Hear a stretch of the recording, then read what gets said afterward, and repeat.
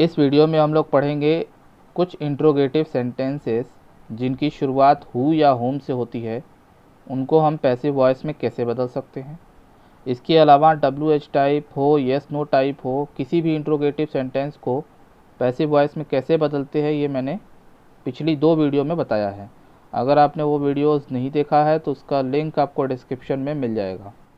तो चलिए जान लेते हैं कि हु या हुम से शुरू होने वाले सेंटेंसेस को हम पैसिव वॉइस में कैसे बदलते हैं। ठीक है, तो देखिए ये एक्टिव वॉइस का स्ट्रक्चर है। अगर कोई सेंटेंस है इंट्रोगेटिव और वो हु से शुरू हो रहा है, इसका मतलब ये है कि उसमें सबसे पहले हु तो लिखा ही होगा, उसके बाद हेल्पिंग वर्ब आएगा, फिर मेन वर्ब आएगा, फिर ऑब्जेक्ट आएगा, फिर कॉम्प्लीमेंट आएगा। इसमें सब्जेक्ट नहीं होता है।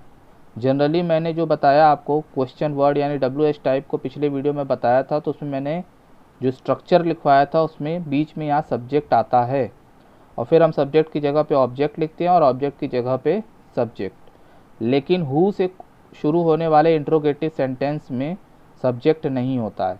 ठीक है ना, इसीलिए इस हु को बदल देते हैं बाय हुम में। जब हम पैसिव वॉइस बनाएंगे तो हु बदल जाएगा बाय हुम में और हेल्पिंग वर्ब वैसे ही चेंज होगा जैसे अब तक चेंज होता आया है। सब्जेक्ट यहाँ पर है नहीं, लेकिन हम ऑब्जेक्ट को इधर ट्रांसफ़र करेंगे हेल्पिंग वर्ब और मेन वर्ब के बीच में, याद रखिएगा। और जो मेन वर्ब है वो थर्ड फॉर्म में चेंज हो जाएगा।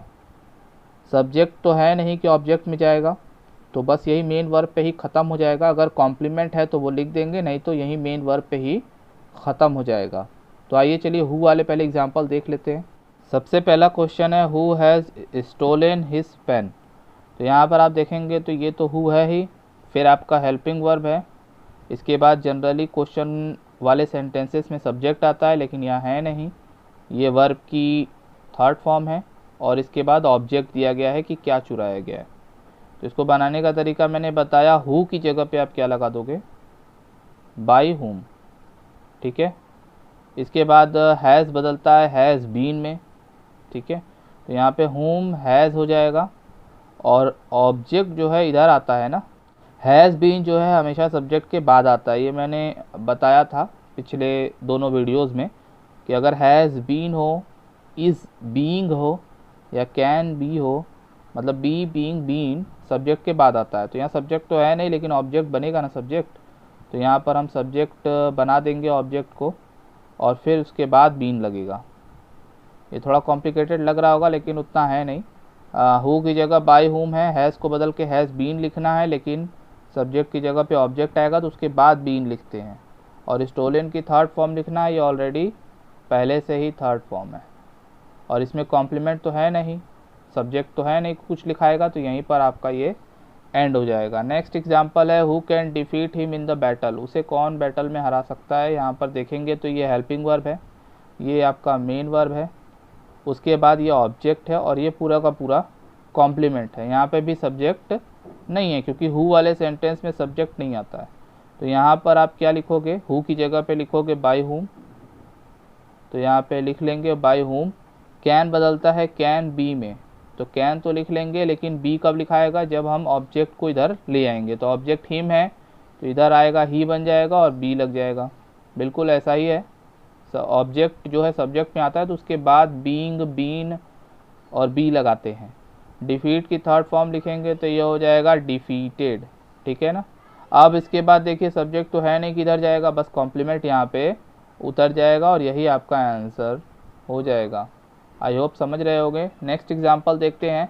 यहाँ पे लिखा है हु हेल्प्स यू, तो यहाँ पे हु लिखा हुआ है, हेल्पिंग वर्ब गायब है, सब्जेक्ट भी गायब है, ना तो हेल्पिंग वर्ब है ना तो सब्जेक्ट है, सीधे आपका मेन वर्ब आ गया है और फिर आपका ऑब्जेक्ट आ गया है। तो अगर इस तरह का क्वेश्चन आ जाए तो कोई दिक्कत नहीं है, रूल वही है, हु की जगह पे क्या लगाना है, बाय हुम। अब हेल्पिंग वर्ब नहीं है तो हेल्पिंग वर्ब दो ही सेंटेंस में नहीं होता है, एक सिंपल पास्ट और एक सिंपल प्रेजेंट में। तो ये सिंपल प्रेजेंट है क्योंकि ये वर्ब की फर्स्ट फॉर्म है, क्योंकि हेल्प की जो सेकंड फॉर्म होती है वो हेल्प्ड होता है, तो यहाँ तो फर्स्ट फॉर्म है, इसका मतलब ये जो सेंटेंस है वो सिंपल पास्ट का है और सिंपल पास्ट बदलता है इज एम आर में। तो यहाँ हेल्पिंग वर्ब है तो नहीं, लेकिन यहाँ पे इज एम आर में से एक चीज़ लगेगा। अब वो कौन सा चीज़ लगेगा वो डिपेंड करता है कि ऑब्जेक्ट हम शुरू में क्या लेकर आ रहे हैं। ऑब्जेक्ट हम क्या लेकर आ रहे हैं, तो ऑब्जेक्ट हम यू लेकर आ रहे हैं, तो यू के लिए आर लगेगा। देखिए यहाँ पर न तो हेल्पिंग वर्ब था न तो सब्जेक्ट था। हेल्पिंग वर्ब नहीं था तो सिंपल प्रेजेंट है ना, तो उसकी जगह पे आर लग गया, इज एम आर में से कोई भी लग सकता है। और सब्जेक्ट भी नहीं था तो उसकी जगह ऑब्जेक्ट आ गया है। मतलब ये दोनों जो प्लेसेस नहीं थे उन दोनों की जगह पे ये आए हैं। अब हेल्प की थर्ड फॉर्म लिखेंगे तो ये हो जाएगा हेल्प्ड, और सब्जेक्ट तो है नहीं कि उधर जाएगा, बस यहीं पे ये एंड हो जाएगा। क्लियर है। सेम क्वेश्चन यहाँ पर है, हु डिड दिस। ये डिड हेल्पिंग वर्ब नहीं है, ये वर्ब की सेकेंड फॉर्म है, ये वर्ब की सेकेंड फॉर्म है। यहाँ पे भी हेल्पिंग वर्ब गायब है और सब्जेक्ट गायब है। उसी तरीके से बनाएंगे, यहाँ पे हु की जगह पे लगा देंगे बाई हुम। क्या लगा देंगे, बाई हुम। ठीक है, बाई हुम लगाने के बाद अब हेल्पिंग वर्ब तो है नहीं, मैंने अभी बताया कि हेल्पिंग वर्ब दो ही टेंस में नहीं होता है, एक सिंपल प्रेजेंट और एक सिंपल पास्ट। तो ये प्रेजेंट था क्योंकि वर्ब की ये फर्स्ट फॉर्म था, ये सेकेंड फॉर्म है तो सिंपल पास्ट है। सिंपल पास्ट में वॉज लगता है या वर लगता है। अब किसके हिसाब से लगेगा, जब हम सब्जेक्ट में कोई ऑब्जेक्ट लेकर आएंगे तो यहाँ पे दिस लाएंगे और दिस के साथ वॉज लगता है। ठीक है ना, बाय होम वॉज दिस, और डिड का थर्ड फॉर्म आपको पता है डन, तो ये यहीं पे एंड हो जाएगा। ये दोनों क्वेश्चन में आपको कन्फ्यूजन लग रहा होगा, लेकिन बस इतना सा बात है कि हेल्पिंग वर्ब है नहीं दोनों में, और है नहीं फिर भी उसमें हेल्पिंग वर्ब लगेगा पैसिव वॉइस में, क्योंकि ये मैंने पहले ही बताया हुआ है कि सिंपल प्रेजेंट और सिंपल पास्ट में हेल्पिंग वर्ब नहीं होता है, लेकिन simple present is am are में और सिंपल पास्ट वॉज वर्ब में चेंज होता है। और ऑब्जेक्ट हम यहाँ ले आ रहे हैं उसी के हिसाब से इज एम आर लगाए हैं, ये भी ऑब्जेक्ट हम यहाँ ले आ रहे हैं उसी के हिसाब से वॉज वर्ब लगाए हैं, और वर्ब की थर्ड फॉर्म। सब्जेक्ट तो है नहीं कि लास्ट में कुछ लिखाएगा। क्लियर है। उसी तरीके का एक और एग्जांपल है, हु रोट द रामायण। देखिए ये रोट लिखा है, वर्ब की सेकंड फॉर्म है, फिर से यहाँ हेल्पिंग वर्ब नहीं है और सब्जेक्ट नहीं है, तो बिल्कुल आप उसी तरीके से बनाओगे। यहाँ पे बाय होम हो जाएगा, बाय होम के बाद हम क्या लिखेंगे, हेल्पिंग वर्ब। अब हेल्पिंग वर्ब नहीं है तो ये सेकंड फॉर्म है यानी सिंपल पास्ट। सिंपल पास्ट है तो इसका मतलब वॉज वर्ब में बदलेगा। अब भाई वॉज लगेगा या वर्ब, वो कौन डिसाइड करेगा, ऑब्जेक्ट। तो ऑब्जेक्ट हम यहाँ लिख देते हैं द रामायण, तो ये ही आपका सब्जेक्ट बनेगा क्योंकि ऑब्जेक्ट सब्जेक्ट की जगह पे आ जाता है, और इसके हिसाब से वॉज लगेगा क्योंकि ये तो सिंगुलर है, वर्ब तो लगेगा नहीं। और रोट का थर्ड फॉर्म क्या हो जाएगा, रिटन। तो इस तरह से ये जो है आपका क्वेश्चन बन जाएगा। नेक्स्ट एग्जाम्पल है, हु टॉट यू इंग्लिश। तो इसमें आप देखेंगे तो इसमें भी हेल्पिंग वर्ब नहीं है, सब्जेक्ट भी नहीं है, और वर्ब की सेकेंड फॉर्म है, तो सिंपल पास्ट है, ये आपका ऑब्जेक्ट है, तो हु बदल जाएगा आपका बाई होम में। बाई होम के बाद तो यू जो है आपका ऑब्जेक्ट है, सब्जेक्ट में आएगा तो उसके साथ वॉज वर्ब में से वर लगेगा, तो यानी ये दोनों नहीं थे तो उन दोनों की जगह पे ये लिखाया है। टॉट की जो थर्ड फॉर्म होती है वो टॉट ही होता है, तो ये वही चीज़ दिखाएगा क्योंकि सेकेंड और थर्ड सेम होता है। और फिर ये आपका कॉम्प्लीमेंट की तरह काम कर रहा है, जिसको हम लास्ट में लिख देंगे। हुम वाले सेंटेंसेस में अगर आप देखेंगे तो उसमें सब्जेक्ट होता है, ऑब्जेक्ट नहीं होता है। बिल्कुल हु और हुम एक जैसे हैं, इसमें सब्जेक्ट नहीं होता है और इसमें ऑब्जेक्ट नहीं होता है।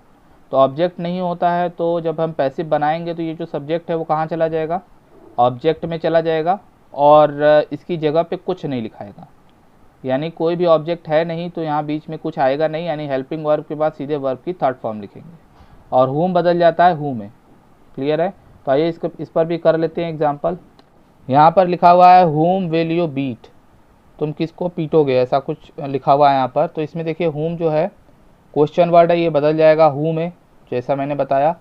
विल आपका हेल्पिंग वर्ब है, ये आपका सब्जेक्ट है, और बीट जो है वर्ब की फर्स्ट फॉर्म है, तो सब्जेक्ट तो चला जाता है ऑब्जेक्ट में। विल बदल जाएगा आपका विल बी या शैल बी में, तो यहाँ पे बदल जाएगा विल बी, और बीट का थर्ड फॉर्म लिखेंगे। वैसे रूल के हिसाब से यहाँ सब्जेक्ट आना चाहिए, लेकिन ऑब्जेक्ट है नहीं तो सब्जेक्ट बनेगा कैसे, बीटेन, और बी यू जो है सब्जेक्ट है, ये लग जाएगा बाई के साथ, तो ये हो जाएगा बाई यू। नेक्स्ट एग्जांपल है, हुम डू यू लाइक मोस्ट। तो ये हुम जो है हु में चेंज हो जाएगा, यहाँ पर डू जो है आपका हेल्पिंग वर्ब है, यू सब्जेक्ट है, लाइक जो है वर्ब है, और मोस्ट जो है कॉम्प्लीमेंट है। तो यहाँ पर डू चेंज होता है इज एम आर में, और यू के अकॉर्डिंग देखा जाए तो यहाँ पे आप लगा सकते हैं आर। आर लगाने के बाद यहाँ पर वर्ब की थर्ड फॉर्म, तो ये हो जाएगा लाइक्ड, और पहले कॉम्प्लीमेंट लगता है, फिर बाई लगा के सब्जेक्ट लगता है। ये सब पहले के वीडियोस में बताया गया है। नेक्स्ट एग्जांपल देखें तो whom है, वापस से उसी तरह से बनाएंगे। यहाँ पर who आ जाएगा। did है, पास्ट है, सिंपल पास्ट, ये बदलता है was वर्ब में, तो यहाँ पे was लग जाएगा आई के अकॉर्डिंग। सी की थर्ड फॉर्म होती है seen by me, क्योंकि आई जो है ऑब्जेक्ट में जाएगा तो मी बन जाता है। सेम तरीके से ये है, तो यहाँ पर whom की जगह पे वापस से who लगेगा। ये हेल्पिंग वर्ब है, ये सब्जेक्ट है। देखिए यहाँ पर भी सब्जेक्ट था, ये हेल्पिंग वर्ब था और ये वर्ब। तो उसी तरीके से यहाँ पर है, हेल्पिंग वर्ब है, सब्जेक्ट है और ये वर्ब है। तो क्या होता है, यहाँ पे हैज़ बदल जाता है हैज़ बीन में, और उसके बाद वर्ब की थर्ड फॉर्म, तो ये थर्ड फॉर्म ही है ऑलरेडी। फिर कॉम्प्लीमेंट लिख के बाई लगा के सब्जेक्ट लिख देंगे, और ही जब इधर जाता है तो वो बन जाता है हिम। आई होप क्लियर हो गया होगा इसमें। अगर वीडियो में बताया गया क्वेश्चन समझ में आया तो उसी तरीके का ये कुछ क्वेश्चंस आपके सामने हैं, इसको आप पॉज करके नोट करके इसको सॉल्व करिए। बिल्कुल उसी तरीके के क्वेश्चंस है।